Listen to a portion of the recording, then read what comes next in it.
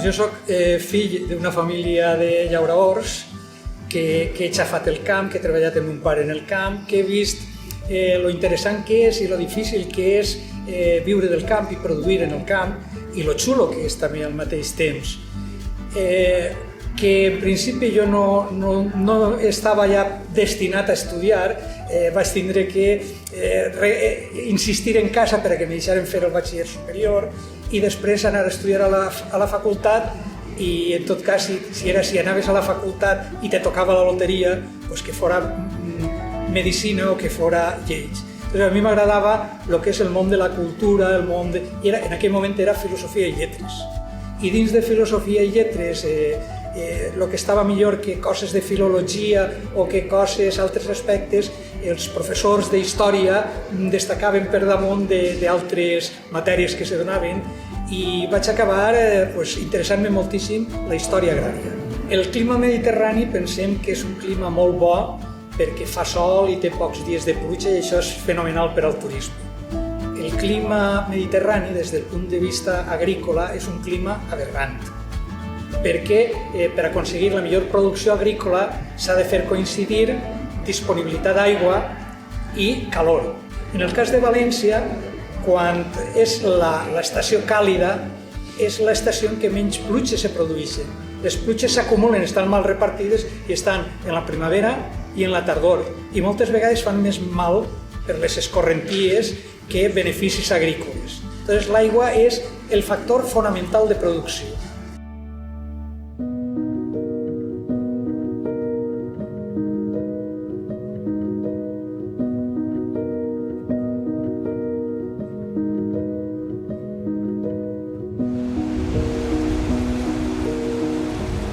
L'existència de séquies fluvials, però també de séquies menudetes en barrancs, aprofitar fonts i tal, permeten una transformació de l'ecosistema.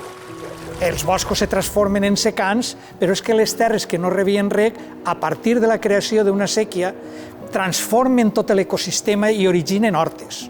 Unes millor dotades hídricament, altres més precàries, però origina un paisatge radicalment diferent del que haurem tingut en aquest ecosistema mediterrani.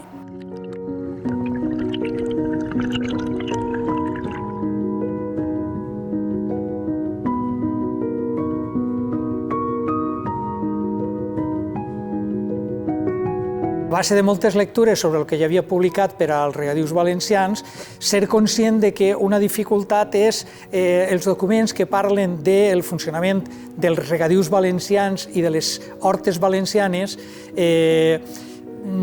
tenien un entrebanc lingüístic. Acaben utilitzant una terminologia que avui no és coneguda, inclús consultant enciclopèdies que solen ser molt exhaustives, per exemple, el Diccionari Català, Valencià, Balear, d'Alcover Moll, o la Gran Enciclopèdia Catalana, o altres repertoris, resulta que moltes d'eixes paraules que apareixen en els documents sobre els regadius valencians no estaven. O apareix una explicació que fa referència a un poble i a una excepció, quan aquesta paràbola potser apareix en 7 o 8 significats diferents. Vaig veure la necessitat d'aquest repertori lèxic que arreplega per ordre alfabètic el significat d'aquestes paraules, ofereix una definició relativament breu, en alguns casos són 7 o 8 línies, en altres casos pot ser fins i tot un parell de pàgines, i després dona una informació complementària que són una sèrie de textos recollits de documents d'arxiu o de publicacions sobre regadius valencians. Entonces, on apareix aquest concepte utilitzat. D'esta manera és possible matisar, per exemple, n'hi ha conceptes que s'utilitzen en època medieval i deixen d'utilitzar-se a partir del segle XVI-XVII, o altres que apareixen en moments tardans, i n'hi ha també conceptes que s'utilitzen en una comarca o en una séquia o que tenen significats diferents. Braçal, en una séquia seria un canal secundari, el que pren l'aigua de la séquia mare, i en altres casos seria un canal terciari. Entonces, n'hi ha aquesta matisació per comarques i cronològica de com s'apliquen aquests conceptes.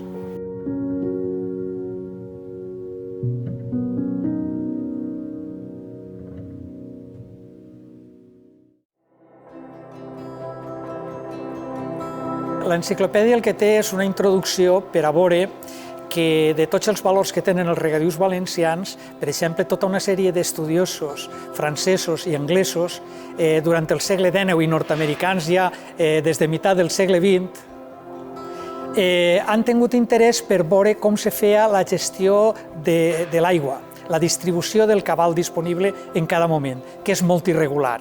En aquesta introducció explica un poquiniu el perquè d'estudiosos estrangers que, per exemple, en el principi del segle XIX, l'obra de Jover de Passà, Canales de Riego de Catalunya i Reino de València, s'acaba traduint en Àustria o en Rússia.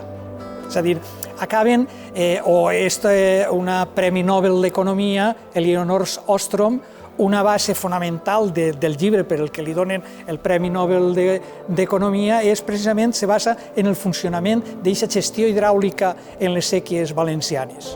I llavors es veu que les séquies valencianes, en aquesta perspectiva històrica, reuneixen una sèrie de característiques que seria molt convenient tindre-ho en compte en qualsevol institució que a partir d'ara s'encarregara d'aquesta gestió de recursos naturals o de problemes mundials, com pot ser la contaminació de l'aire o la contaminació de les aigües oceàniques. Llavors, veure aquests mecanismes de cooperació, solidaritat, interdependència, i aquesta lliçó històrica que ens ofereixen les séquies valencianes, com utilitzar-ho de cara al futur complex que tenim per davant.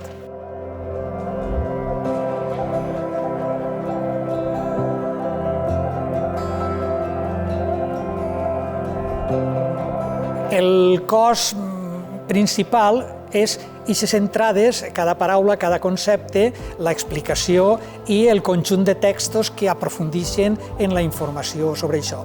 L'acompanya, i em pareix que és molt interessant, tota una sèrie de cartografia històrica que va, alguna és del segle XVI, poquíssim, XVII, la majoria del segle XVIII i principi del segle XIX, però que se pot veure visualment el significat del concepte que intenta explicar. I al mateix temps donar a conèixer aquesta riquesa cartogràfica dels arxius valencians, de les pròpies séquies, d'institucions com és l'Arxiu del Regne o l'Arxiu de la Diputació de València, però també molts arxius locals. I és un patrimoni que, igual que podem tindre els valencians, un patrimoni musical, gastronòmic, el misteri d'Elx, etc., hi ha un patrimoni de cartografia històrica que està encara per posar en relleu. Hi ha un glossari en castellà que va dedicat a aquests investigadors que s'han preocupat per els regadius valencians. Hi ha hispanistes, està Thomas Glick o està Artur Mas, etc. I n'hi ha, sobretot en països sud-americans i centroamericans, estudiosos que estan reivindicant la gestió comunitària de les aigües en el seu país i que els arguments històrics que troben els busquen precisament en terres valencianes, sobretot el que és regadius valencians i allargant tot la conca del Segura també cap a Múrcia. Llavors, de cara a reivindicar que no se faci una gestió burocràtica des de la capital de l'Estat per part d'enginyers, tècnics i buròcrates, sinó que siga participativa i que se tingui en compte els criteris i els interessos dels usuaris de les aigües, posen molt la mirada en les séquies valencianes i en els regadius valencians.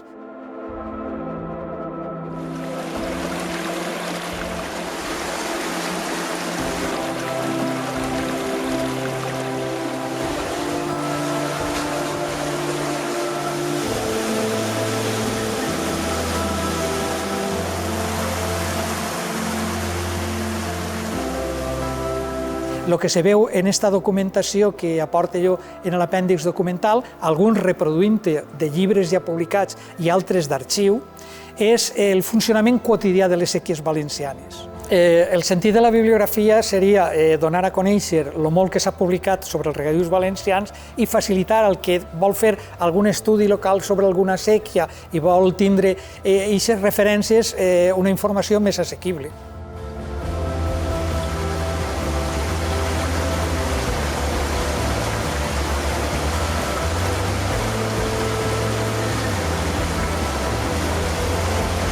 Un objectiu que sí que m'agradaria que complirà el llibre és ajudar a que la societat valenciana prenga més consciència de la que té ara mateix del valor de les hortes.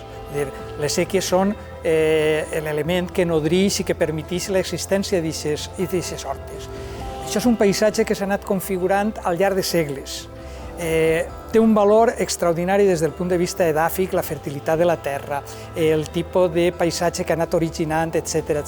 I el tenim tan a prop que no sabem veure'l, que no sabem valorar-lo.